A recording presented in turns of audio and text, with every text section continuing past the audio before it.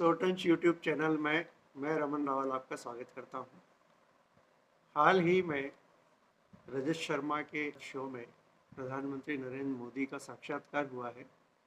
उसमें उन्होंने कई दिलचस्प बातें बताई है और अपनी रणनीति का भी खुलासा किया है कि किस तरह से उन्होंने विपक्ष को उलझाया है, अलग अलग अपने लक्ष्यों को जाहिर करके अपने बयानों से, और विपक्ष भी उसमें बुरी तरह से उलझ गया। और खास करके 400 पार का जो नारा भारतीय जनता पार्टी की ओर से प्रधानमंत्री नरेंद्र मोदी ने दिया था, और हर बूथ पर 370 नए मतदाता बनाने का भी नारा उन्होंने अपने कार्यकर्ताओं को दिया था, उनसे आह्वान किया था। ये दोनों ही नारे दरअसल एक तरह का चक्रव्यूह है विपक्ष को उलझाने के लिए, और विपक्ष इस रणनीति को समझ नहीं पाया। यही बात प्रधानमंत्री मोदी ने रजत शर्मा जी के साथ में अपने साक्षात्कार में कही है।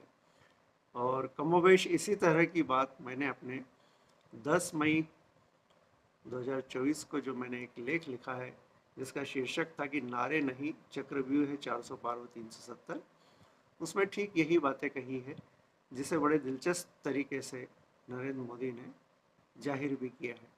आइए हम देखते हैं कि उस साक्षात्कार में मोदी जी ने क्या कहा था, और फिर मैं आपको बताऊंगा कि मैंने जो अपना लेख लिखा है उसमें इन बातों पर किस तरह से ध्यान केंद्रित किया था कि ये विपक्ष को भटकाने के लिए है, और विपक्ष इसमें बुरी तरह से उलझ गया। पहले मैं आपको अपने आलेख की शुरुआत जो ही है वो पैराग्राफ पढ़कर सुनाता हूँ, आप गौर कीजिएगा। इसमें लिखा है, अब जबकि लोकसभा चुनाव का रंग जम चुका है और 7 चरणों में से 3 चरण पूरे हो चुके हैं, तब भारतीय जनता पार्टी के इन 2 नारों की जमीनी हकीकत समझी जा सकती है।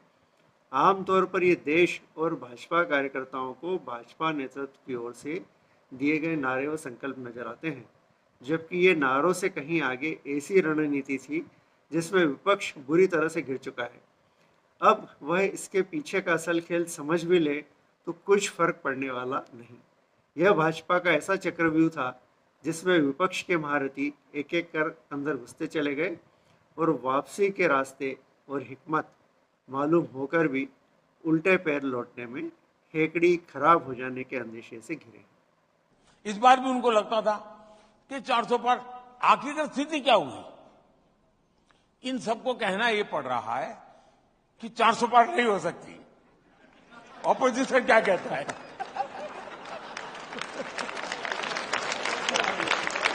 तो उनको समझ ही नहीं आया कि कहां ले जा रहा हूं मैं।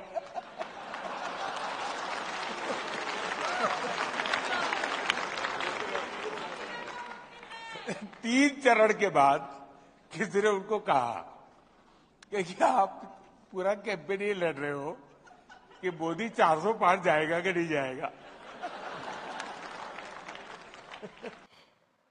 तो आपने देखा कि किस तरह से प्रधानमंत्री नरेंद्र मोदी, भारतीय जनता पार्टी के जो नेता हैं, उन्होंने अपनी चुनावी रणनीति इस तरह से तैयार की कि विपक्षी गठबंधन, जिसमें 2 दर्जन से अधिक दल हैं, वे पूरे समय मोदी जी पर ही ध्यान केंद्रित करते रहे कि वे क्या कह रहे हैं, क्या बोल रहे हैं, क्या रणनीति है, क्या चाहते हैं, और उसको कैसे गलत साबित किया जाए, उसको कैसे झूठा बनाया जाए, उस पर उन्होंने ध्यान लगाया। दरअसल वे अपनी ऊर्जा इस बात पर नहीं लगा पाए कि जनता के बीच में वे अपने मुद्दे ले जाएं, अपने विकास कार्यक्रम ले जाएं। अपनी ऊर्जा इस बात पर लगाएं कि इस बात से उनको आश्वस्त करें कि वे विपक्षी गठबंधन को ही वोट दें, उनकी सरकार बनाने का मार्ग प्रशस्त करें। हाल फिलहाल तो ऐसा लगता है कि विपक्ष 2024 की बाजी हार चुका है।